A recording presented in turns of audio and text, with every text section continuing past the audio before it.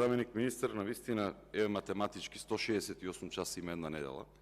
И ако сите овие ги гледаме до сега 24 часовен одмор, плюс 12 по 6, иде 96. Вкупно ни остануваат 72 работни часа. Ке ги остават? Нема да ги остават. Нема да ги остават, верувате. А тоа што вие кажувате вам у приказни дека ќе имало согласност, ќе повторам, знаеме како е со согласност. Знаеме дека кога ќе начекаат сиромашни и напатени луѓе, до исцрпување ќе ги тераат да работат и ќе станеме втор Катар. У Катар знаете што се случи? Па половина првенство го бойкотираа поради ненормалните услови. Истото и тука ќе се случи.